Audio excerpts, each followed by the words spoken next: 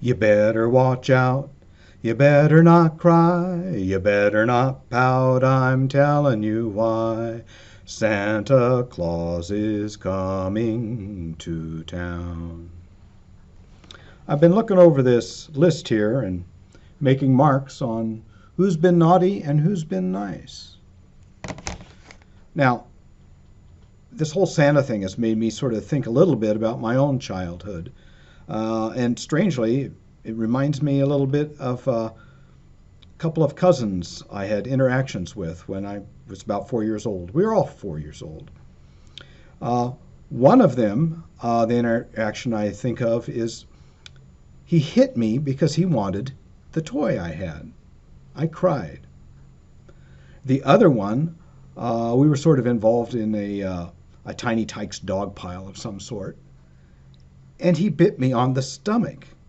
I really cried. Now, I'm not claiming perfection. There was the time when I picked up a 4-foot tall, baby-sized chair and hit my sister over the head with it. She cried. She got stitches.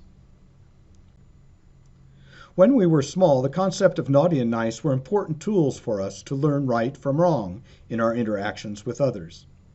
As infants, we understood that if we cried, we got fed, changed, burped, or whatever. Basically, the universe revolved around us. That was natural. We then spend much of the rest of our life working on transforming that self-centered view of the universe. One of the prayers we sometimes use in our services is called the Confiteor. In part of this prayer, we confess that we have sinned in what we have done and in what we have failed to do. What we have done and what we have failed to do. We are pretty good at identifying that list of what we have done. We've been doing that since we were children. But to move forward in our faith, we need to grow at addressing the what we have failed to do part. Well, what does that entail? Let's look at Scripture. You have the story of the Good Samaritan. Good people passed by, and the disdained one was the one who stopped, the Samaritan, and helped the person along the side of the road. There is the Bible passage when Jesus tells the disciples, I was naked, and you clothed me, sick, and you visited me. Whatever you do for the least of these, you do to me.